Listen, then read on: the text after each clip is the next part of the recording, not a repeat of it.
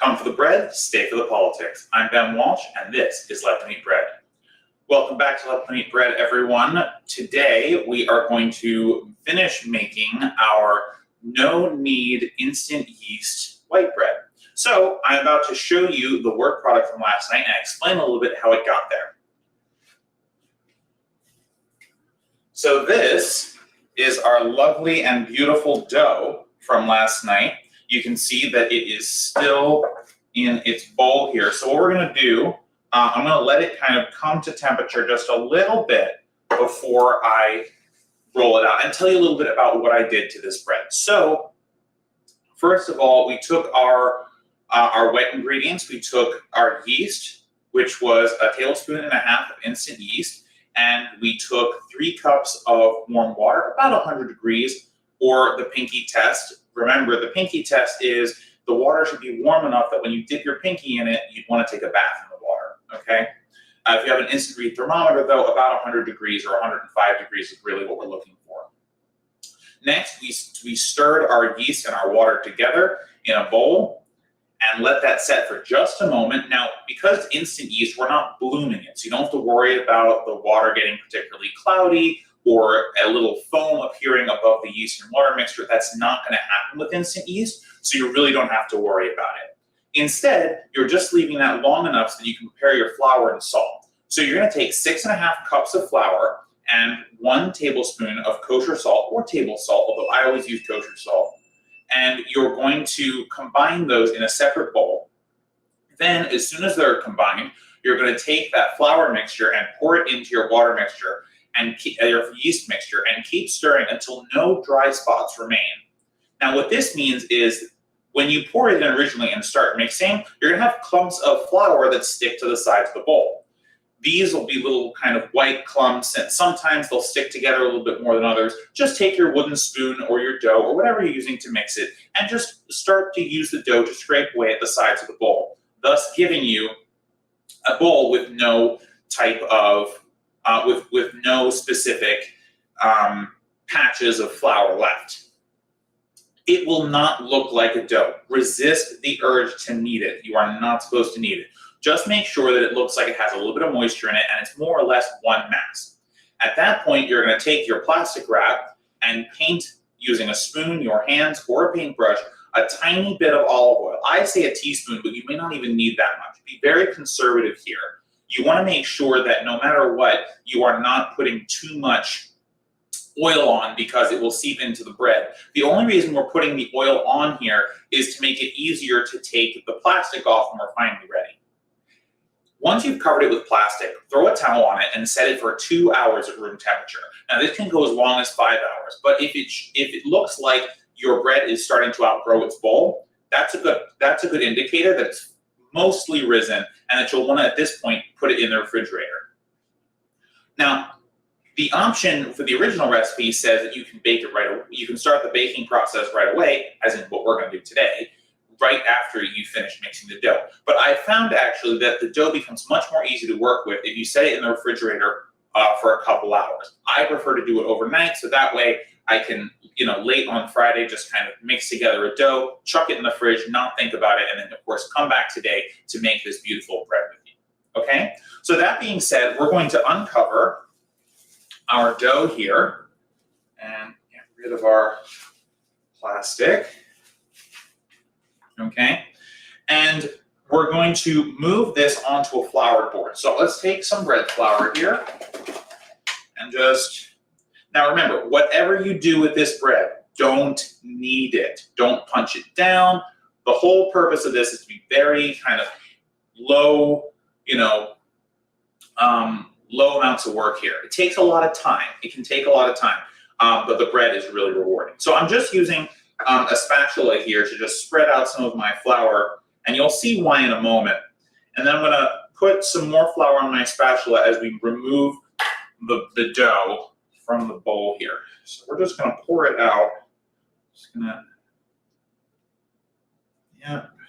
So you can see I'm just slowly coaxing it out.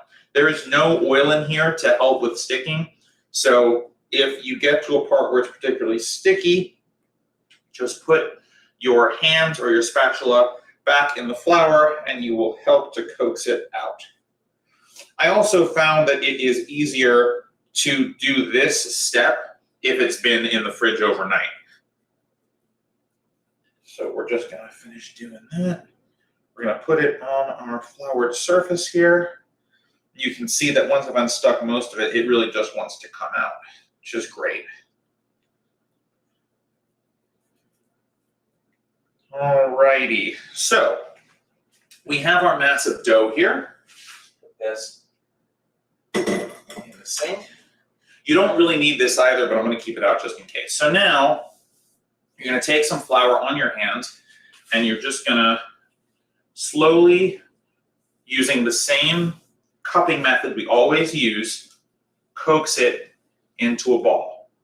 Okay, just take your hands, move it around, coax it into a ball. If you need more flour, obviously take some more flour. So the reason we're doing this is because it's going to make it a little easier to work with. One of the other things that's nice about having this out of the fridge is that it's cold and it's easier to work with and less likely to stick if it's cold. Okay, so we have our ball here. So the next thing we're going to do with it is we're going to cut it in two. So I am going to put a little bit of flour on my knife, and this is just to make it so it doesn't stick. I know I just told you that it's cold and it's not going to stick, but it could still stick. So to the extent possible, just run a little bit of flour on your knife, and then we're just going to go right down the middle and cut this. Okay? You don't have to use a serrated. It worked just fine without a serrated. In fact, it might even work better without a serrated. Last time, I believe I did it without a serrated knife, and it worked just fine. Okay, so at this point, we are done with our knife. We're not done with our knife. Sorry, we're not done with our knife. So what happens now is we have two halves of our dough here. So we're going to do the exact same thing. But before we do, I want to tell you why I have two upside-down sheet trays here with parchment over them. Okay, so what we're going to do, we've divided this into two halves, and as it comes to temperature, we're going to actually let it rise independently upside down on these sheet trays.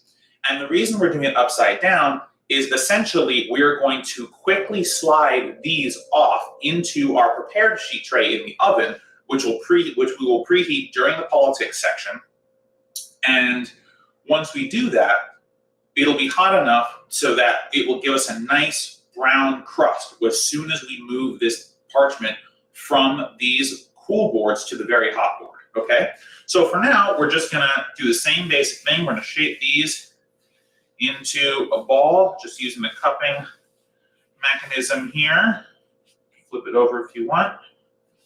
Just make it a little easier to work with. Okay. Again, do not knead, all right?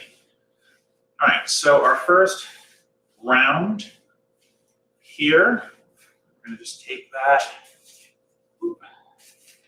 And you may actually have to do some work with it on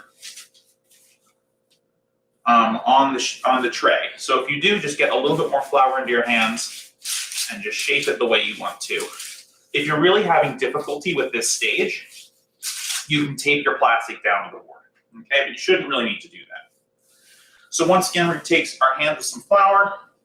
I'm gonna take this loaf and we're just gonna shape it into a nice ball. Start sticking, just put more flour on your hands. It's the best way to do that. All right, so we're gonna take it, we're gonna cup. Yeah, look how nice that ball is. I'm just gonna take it and flip it down. All right, so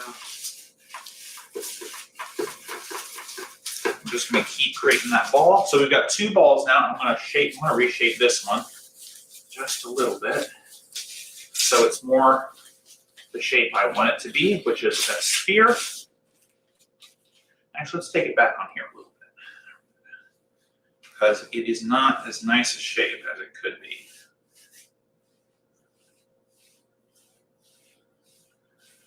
All right, perfect.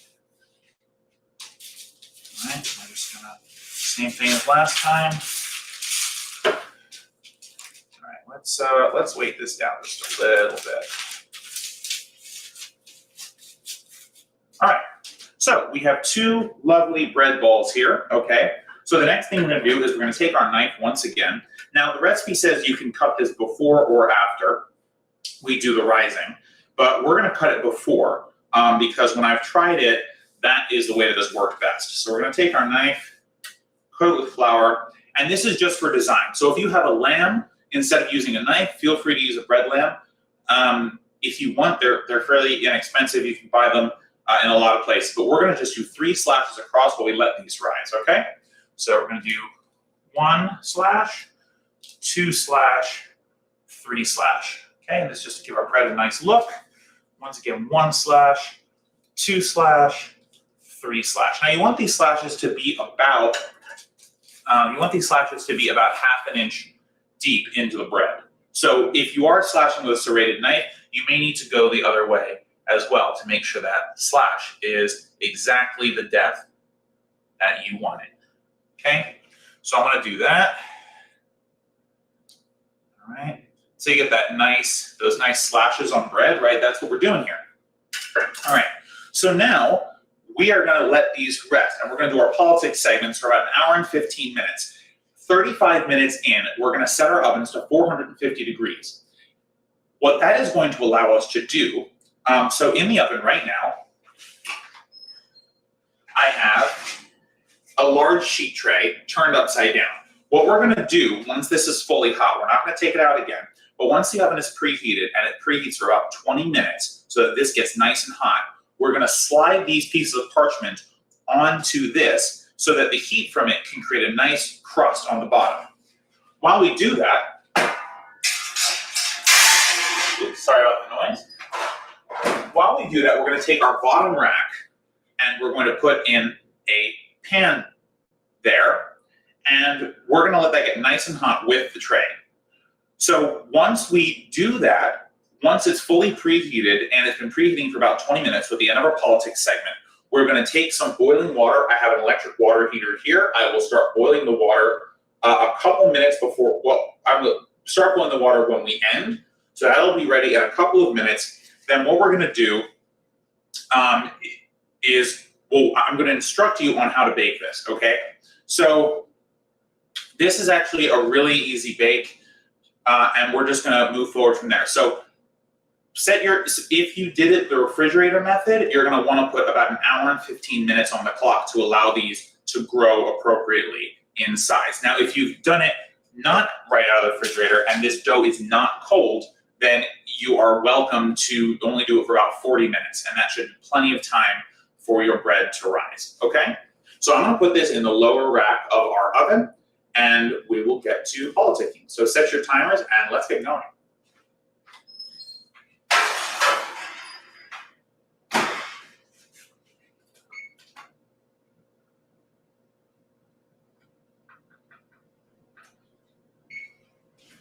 All right, actually, let me just tuck this guy in a little bit so it doesn't grow off of our dish here. All right, so let me give my hands a quick rinse and then we'll begin.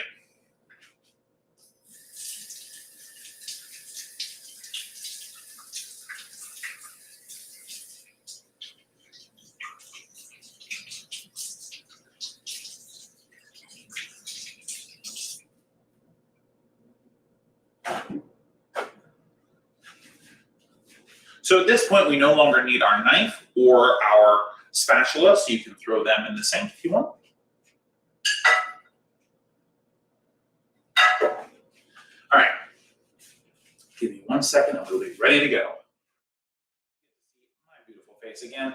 And as you can see, our lovely breads have risen. So I'm not gonna do this next part on camera, but, well, actually, 1 second.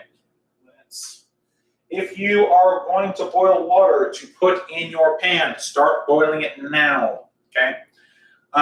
So what's gonna happen next, we have started boiling some water. That boiling water, when it's ready, is gonna go in our pan at the bottom. Use hot hands, please. Your oven is very hot, it's 450 degrees. And so when your water is ready, you are going to take each of your bits of parchment. You can see that they can see they move around here, okay? And you're going to slide each of these breads onto the very hot tray we've got preheating. Okay, they're gonna sit pretty close to each other, but the parchment should stop them from sticking together. So don't worry about that too much. And they're gonna sit in for 24 to 48 minutes. Do try and rotate them halfway through if you can, so about the 14-minute mark or the 12-minute mark. Just make sure they're not browning on one side more than the other, and if so, do rotate them. That'll keep the color nice and even and beautiful, consistent. And then after about 28 minutes, you'll perform the knock test, right? So you'll take your knuckle, you'll knock against the bread. If it sounds like hollow, you are done. If you don't want to do the knuckle test and you have a thermometer, you want to make sure the inside of your bread at the thickest point in your bread reads 205 degrees Fahrenheit or higher. If for some reason it takes longer for your oven to cook your bread, do not fret. Bread being a little browner is not going to hurt your bread. If anything, it'll give you a nice and beautiful crust. If you want an even more beautiful crust on this bread, although I'm not going to do it because I enjoy kind of the soft crust, but if you want a really hard crust, you will get a hard-ish crust because of the steaming.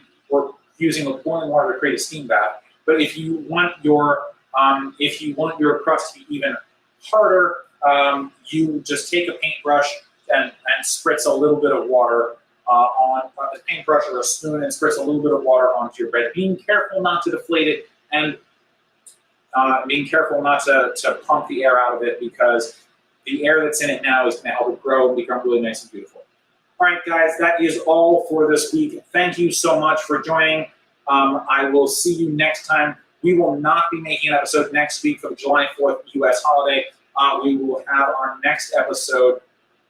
Our next episode will be on July 10th, which is the Saturday after July 3rd, which is the day before July 4th. I don't know why I told you all that, but we will be back on July 10th for our 14th episode, and I'm not going to tell you what we're making because I don't know yet, but hopefully we will have a great new bread recipe for you for the 14th. As usual, the videos will be up on Facebook and YouTube shortly, at least by the end of the weekend. If you have any questions or comments, please leave them in the description. Please leave them in the comments below, or send a message on Facebook. Additionally, I'm thinking about streaming this to Twitch, so if you think that is a good idea, please feel free to leave your comment on this video or on our Facebook. We'll be happy to hear from you. And that's it. I will see you next time. Take care, everybody.